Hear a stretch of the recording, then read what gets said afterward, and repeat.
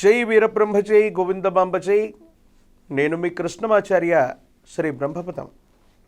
దైనందిన జీవితంలో కలియుగంలో మనిషి యొక్క జీవన విధానంలో ఏర్పడేటువంటి ఎన్నో కష్టాలు నష్టాల బారి నుండి సానుకూలవంతమైనటువంటి ప్రశాంతకరమైనటువంటి జీవితాన్ని పొందడానికి మనం ప్రయత్నం చేస్తూ ఉంటాం.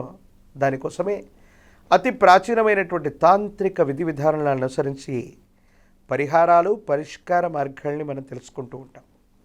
వాటిలో భాగంగా ఈరోజు కార్యక్రమంలో ఈ మధ్యకాలంలో ప్రతి ఉద్యోగస్తుడు వ్యాపారి కూడా షేర్ మార్కెట్లలో మ్యూచువల్ ఫండ్స్లో వాళ్ళ యొక్క ధనాన్ని పెట్టుబడిగా పెడుతున్నారు.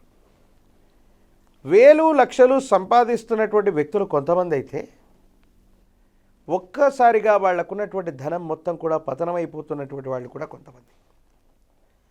సులభమైనటువంటి అంటే నేను మిమ్మల్ని పందాలు జూదం ఇలాంటి ఖాయమని చెప్పట్లేదు, కానీ అతి సులభంగా ధనం వచ్చేటువంటి మార్గాల్లో మీరు గనక పెట్టుబడి పెట్టి ఉన్నాయి, ఆ ప్రయత్నాల్లో ధనాన్ని గనక ఎక్కువగా మీరు కోల్పోతూ ఉన్నట్టయితే మీ జాతకంలో రాహు సరిగ్గా లేడు.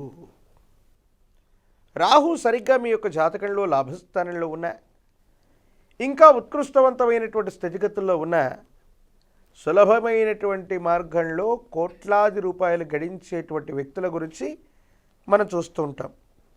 వాళ్ళకి ఈ మధ్య 10 కోట్ల రూపాయల లాటరీ తగిలింది.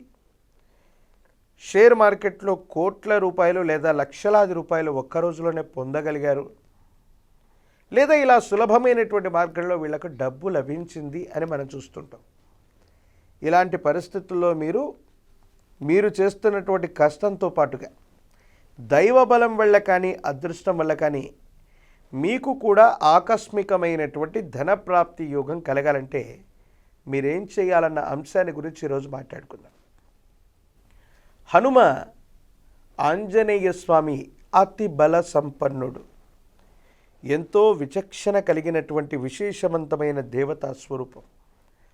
ఆంజనేయ స్వామి వారిని ఎవరైతే అనునిత్యం పూజిస్తారో ఆంజనేయ స్వామి వారికి నాగవల్లి దళాలు అంటే తమలపాకులతో పూజాది క్రతువును చేస్తారో 108 అరటిపళ్ళని స్వామివారికి అందజేసి కదలి అర్చనని ఎవరైతే చేస్తుంటారో వారి దైనందిన జీవితంలోని ఎన్నో ఉత్కృష్టవంతమైనటువంటి ఫలితాలని వారు పొందేటువంటి అవకాశం ఉంటుంది. సుందరకాండ పారాయణ చేస్తున్న,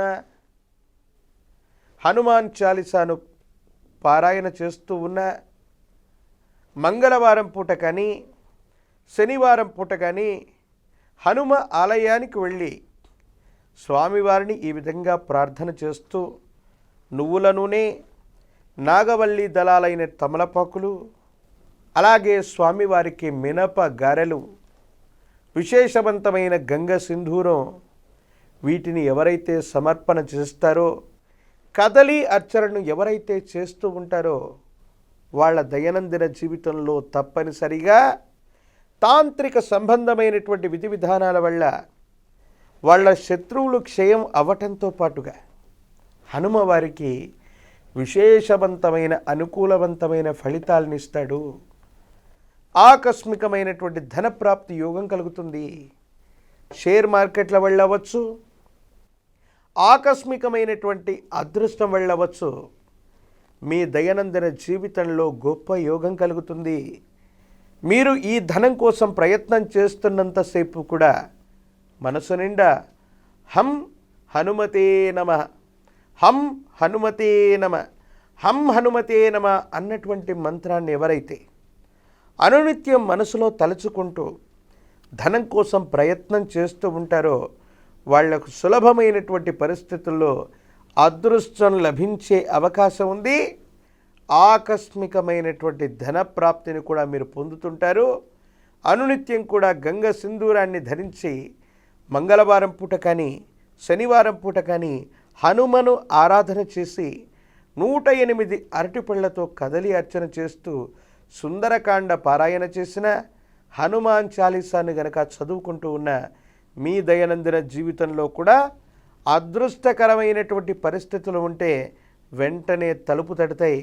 ఆకస్మికమైనటువంటి ధనప్రాప్తిని తప్పకుండా పొందేటువంటి అవకాశం కూడా కనపడుతూ ఉంది.